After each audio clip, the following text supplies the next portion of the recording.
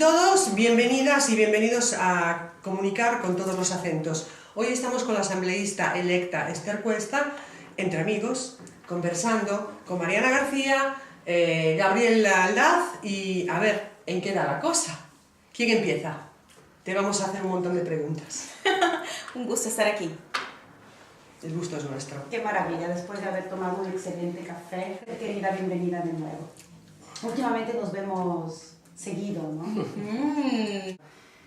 Esta vez pero queríamos aprovechar de tu visita para conocer de cerca a la Esther Cuesta ciudadana ecuatoriana, ciudadana transnacional, porque tú eres italiana ecuatoriana, ¿no? Bueno, mi ciudadanía es ecuatoriana y esa la llevaré hasta la muerte. Sin embargo, tengo lazos, como tú sabes, muy íntimos con Italia, lazos de amistad, de amor, de experiencias vividas y las experiencias de miles de ecuatorianos con quien compartí muchos años de mi vida.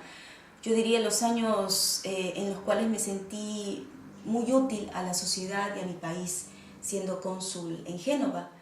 Y bueno, Esther Cuesta es una mujer migrante, es una mujer que se fue de un Ecuador caótico, en pedazos, en el cual los jóvenes salimos desesperados y muchos ecuatorianos salimos sin ninguna esperanza en el Ecuador.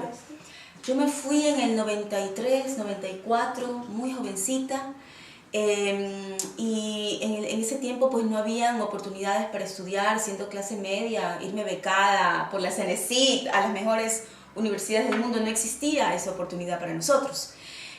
Por lo tanto yo migré a Estados Unidos porque honestamente esas universidades en el Ecuador, con el respeto a las universidades, en aquel entonces, antes del gobierno de Rafael Correa, para mí esas universidades ecuatorianas no tenían la calidad que yo esperaba para Esther Cuesta.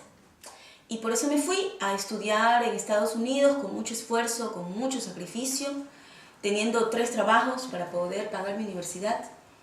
Y regresé y me motivé a trabajar, mejor dicho, me motivé a regresar al Ecuador, de corazón, de espíritu, de trabajo, durante el gobierno de Rafael Correa. Eso es lo que me motiva, porque dije, bueno, es un país que está cambiando, es un país donde las brechas sociales se están disminuyendo y obviamente no hemos terminado eso. Hay mucho trabajo por hacer, pero definitivamente hubo un cambio en que los ecuatorianos ya confiábamos en ese país, que era un referente también a nivel mundial. El Ecuador entra de alguna manera en la geopolítica mundial. Nadie conocía el Ecuador. Cuando uno decía eres ecuatoriano, la gente pensaba que era en África. Uno tenía que explicar dónde quedaba el Ecuador. Uno tenía que decir la capital porque nadie sabía la capital del Ecuador. Tenían unas ideas bastante coloniales, bastante no realistas de lo que era el Ecuador. Y nos tocaba mucha explicación. Hoy eso cambió, y eso cambió con Rafael Correa. Cuando tú hablabas, yo soy de Ecuador, está Rafael Correa. Hablaban de las iniciativas que tuvimos, como la iniciativa Yasuní, por ejemplo. Nuestra constitución, que por primera vez da derechos a la naturaleza. Y considerada una de las mejores del mundo. Exactamente. Bueno, también el contexto histórico en el cual nace nuestra constitución, después de una migración tan fuerte, que incluso los migrantes tenemos derechos constitucionales, porque nace después de un impacto tan fuerte como fue la migración. Muy bien. Tú hablas siempre de la educación y que seguramente uno de los objetivos logrados del gobierno de Rafael Correa. ¿Qué estamos viviendo en este momento en Ecuador? Bueno, ahorita se vive un quiebre en el Ecuador. Hay un quiebre ideológico, hay un quiebre político, social, que está llevando a un país realmente sin un horizonte claro para muchos ciudadanos. Eso tiene un cierto periodo, como los ciclos económicos, sube, baja. América Latina vivió un periodo progresista muy importante durante algunos años, ¿no? A partir de Chávez, Lula, Mujica, Cristina Kirchner, Rafael Correa, en fin. Y ahora estamos viviendo pues una derechización, un retorno a una política neoliberal en América Latina y el Ecuador es parte de esta tendencia que tenemos en este momento a nivel regional. Aunque sí nos votamos por eso, ¿no? Sí, yo creo que tenemos 3 años para poder recuperar y poder organizarnos y definir hacia dónde queremos que vaya el Ecuador, nosotros los ecuatorianos, dentro y fuera de la patria. En el fondo tenéis siempre esa, en general, esa admiración por los Estados Unidos, eso que uno dice, no, si Estados Unidos está ahí apoyándonos, entonces vamos a estar bien. ¿Crees que esto es algo que no se puede erradicar del pensamiento latinoamericano? Yo creo que eso ha cambiado en los últimos años. Te digo, cuando yo era niña, bueno, yo estudié en el colegio americano, y claro, Estados Unidos había sido siempre un referente cultural, económico, de tecnología. Yo creo que eso ha cambiado en los últimos años porque nos hemos abierto mucho más geopolíticamente. O sea, yo creo que ahora miramos mucho más a Europa, miramos mucho más a Japón, miramos mucho más a Corea, a Rusia, con todos los errores que puede tener cada país, soberano. El hecho que nos hemos diversificado y pensamos ya en un mundo multipolar, siempre va a haber obviamente una relación amor-odio, si lo quieres llamar, como sucede Italia-Estados Unidos, pero creo que a partir de, qué sé yo, 2010, en América Latina, 2008, 2010, empezamos a vernos entre nosotros. Antes nosotros mirábamos solamente al norte.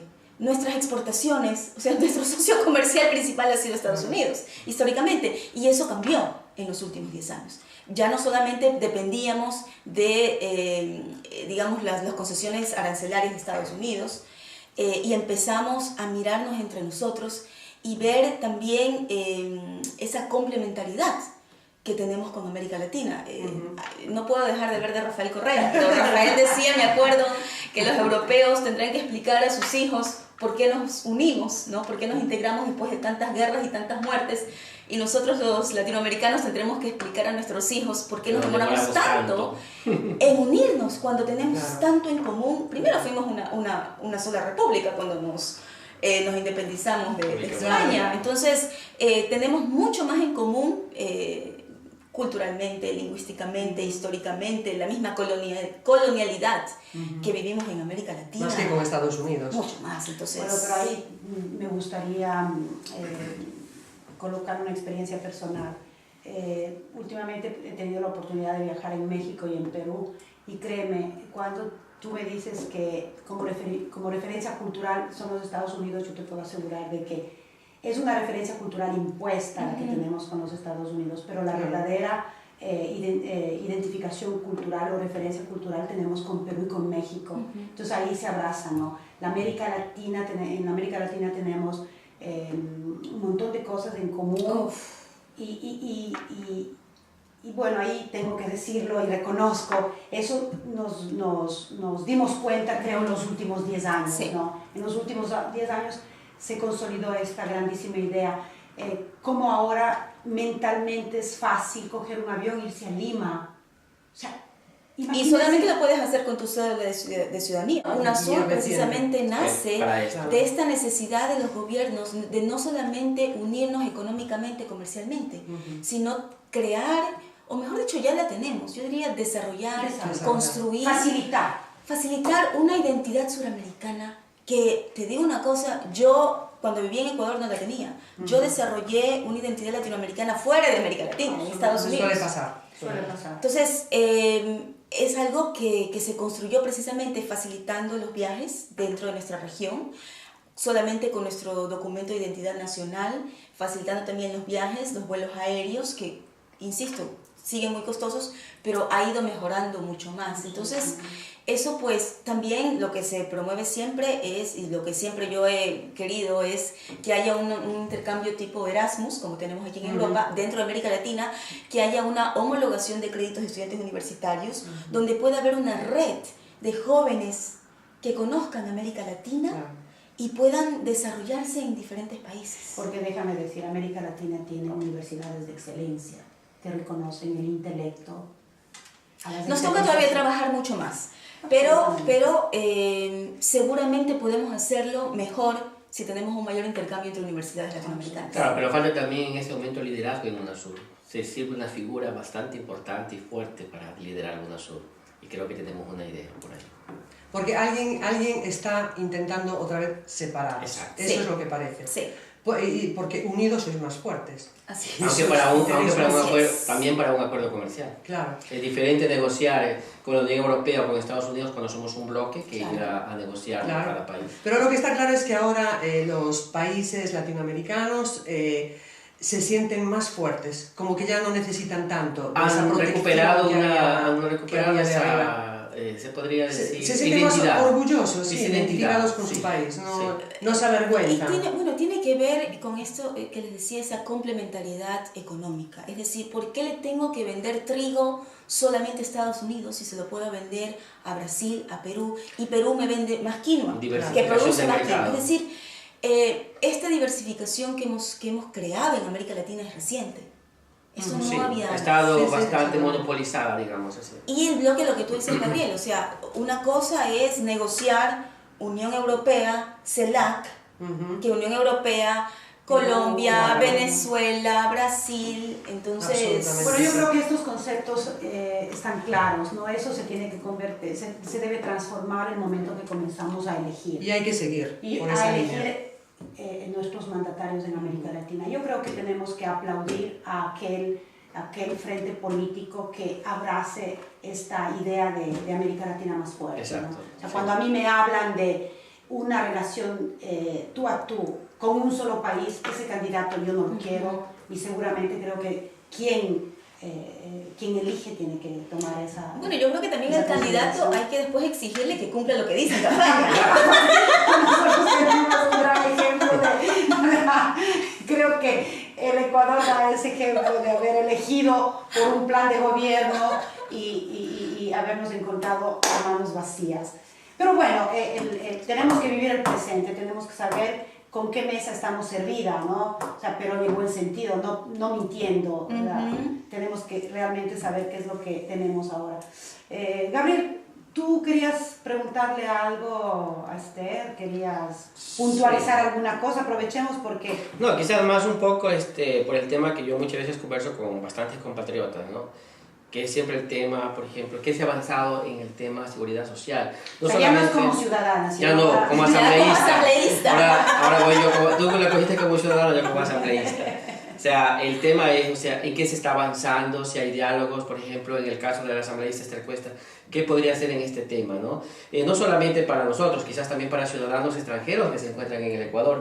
¿Qué facilidad? Porque yo puedo decir como ciudadano ecuatoriano, voy al consulado del Ecuador en Milán y sinceramente siempre he podido hacer todos mis documentos en el tiempo, hoy como hoy, bastante veloz. Pregunto, ¿es lo mismo para los ciudadanos extranjeros que están en los países, en nuestro país?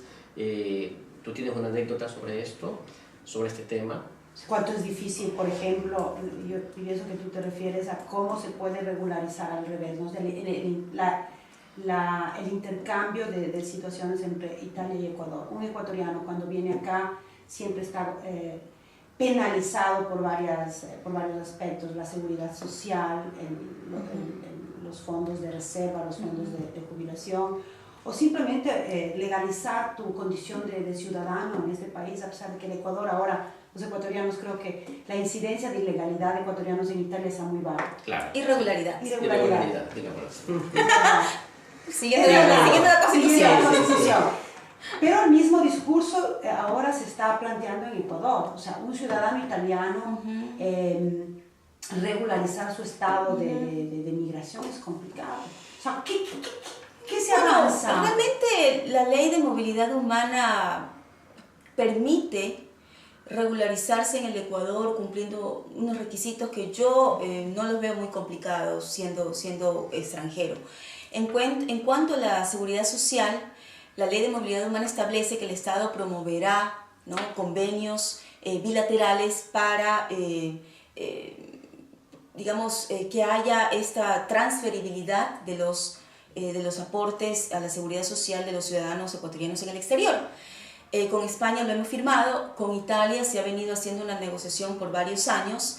Es algo que es función del Ejecutivo, no de la Asamblea, Por lo tanto, tengo entendido que la Cancillería continúa esta gestión que ya comenzó desde el gobierno del presidente Rafael Correa. Eso obviamente tomará muchos años porque un acuerdo bilateral es como un matrimonio. O sea, yo me quiero casar, pero si alguien no se quiere casar conmigo, me deja plantar en la iglesia, que es lo que ha pasado con Italia. O sea, el Ecuador por varios años ha venido tratando de firmar un acuerdo, sin embargo todavía no se lo ha conseguido porque obviamente la situación económica de Italia es bastante compleja.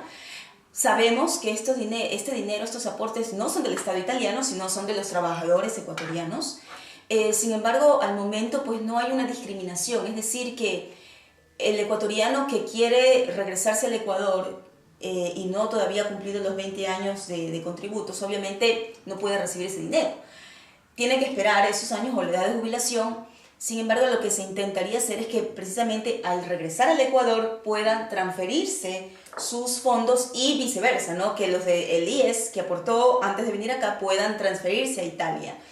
Eso va a tomar algún tiempo, eso es una función del Ejecutivo y nuestra función como asambleístas es pues fiscalizar, velar que el Ejecutivo pues pueda cumplir esto que está en la Ley Orgánica de Movilidad Humana. ¿Lo está haciendo usted?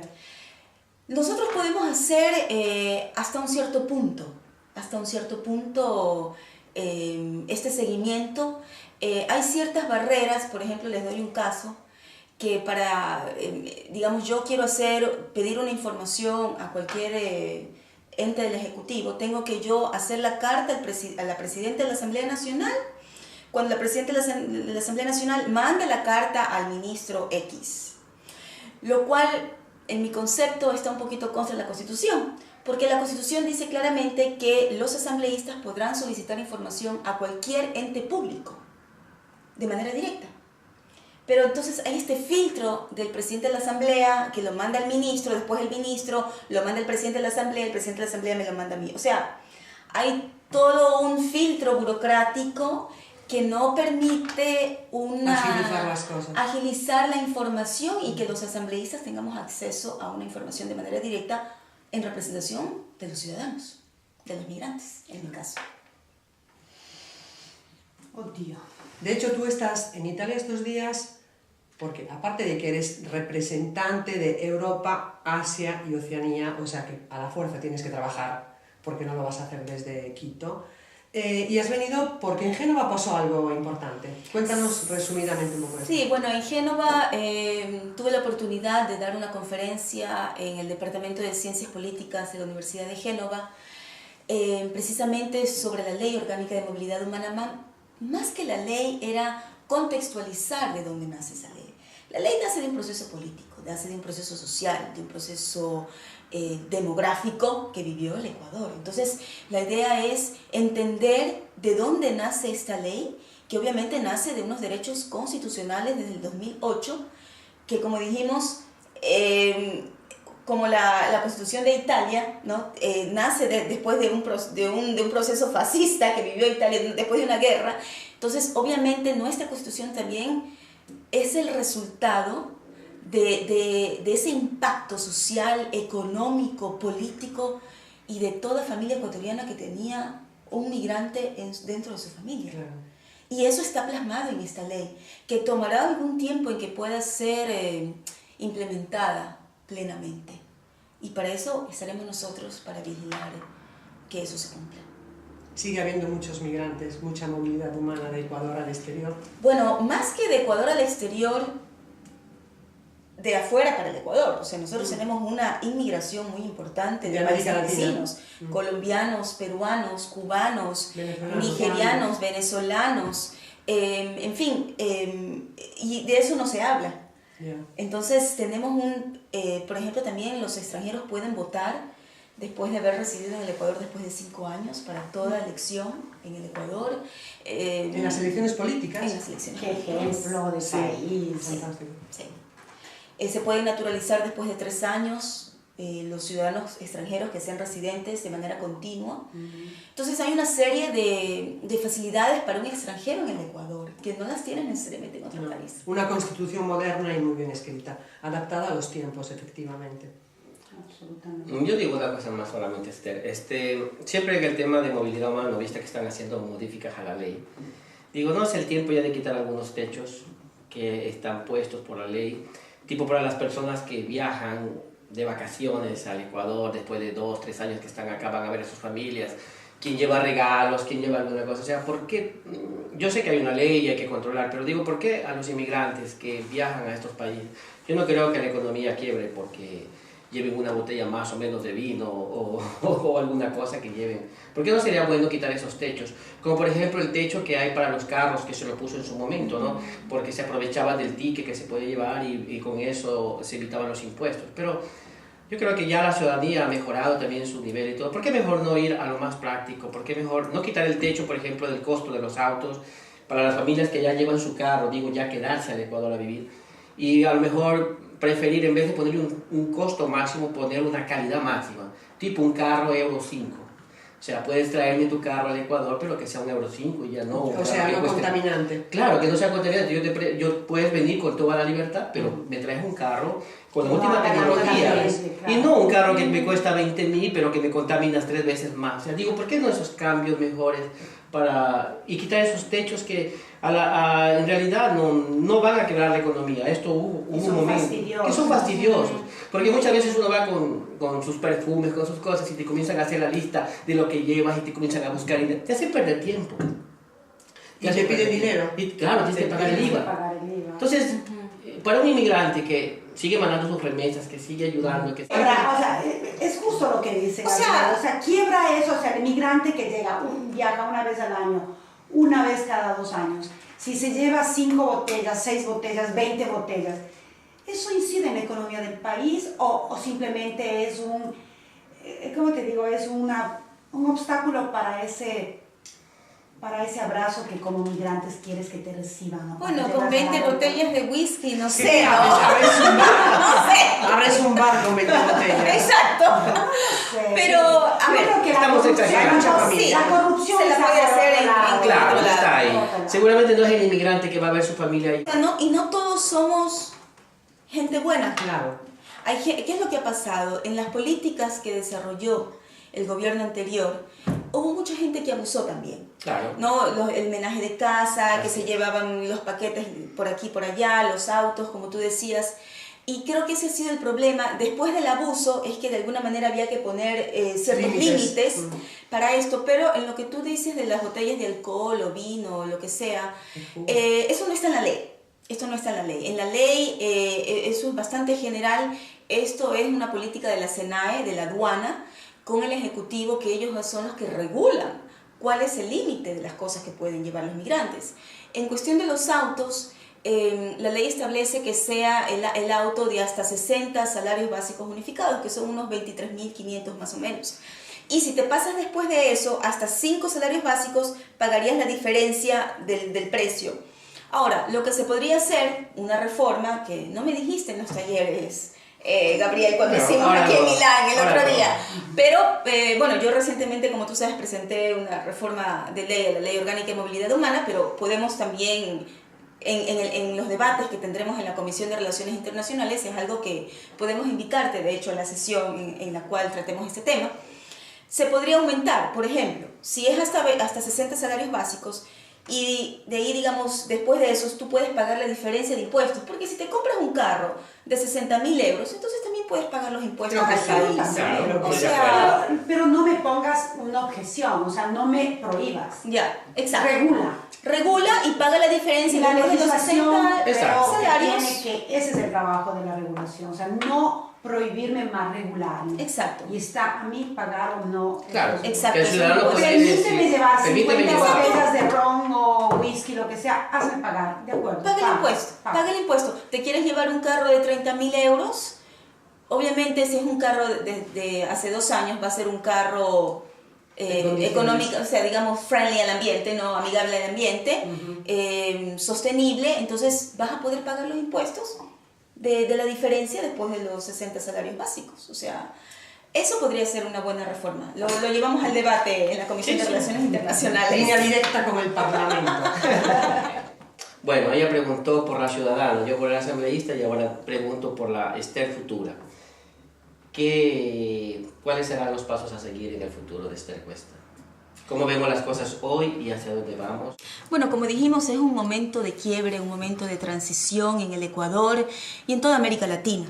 Pero estamos viendo que estamos retomando fuerzas, estamos uniéndonos nuevamente, no solamente en Ecuador, sino estas fuerzas progresistas en toda América Latina y yo diría también con Europa. Nos estamos uniendo mucho más. Los que queremos una América Latina con menor desigualdad, una América Latina con mayores oportunidades para todas y para todos. Y aquí estamos retomando fuerzas porque lo mejor va a venir. Lo mejor va a venir en el cual, con estas lecciones aprendidas, de las confianzas que tuvimos, ¿no? Hemos aprendido a poder evaluar mejor a las personas que están en política, a las personas que realmente entran en política para servir al país, no para servirse de la política. Y hacia allí va Esther Cuesta en el movimiento de la Revolución Ciudadana, junto a los millones de ciudadanos que queremos esa patria nueva, esa patria para todos y para todas. Bueno, qué alegría conversar con todos los acentos aquí, Quito, Machala. ¿Y eso dónde queda? Santa Rosa. Santa Rosa. ¿Y tú, Esther, qué pensás? Guayaquil. Guayaquil. Y yo, Galicia. Pero todo hablando en español, todo Dios. Aquí la colonización, ¿eh? No te lamentes. Pero con diferentes acentos. Con ¿Ah? diferentes. Con diferentes Absolutamente. acentos. Bueno, nada, chicos. Para atrás ni para tomar impulso. Siempre adelante. Así es. Un abrazo. Gracias y hasta la próxima.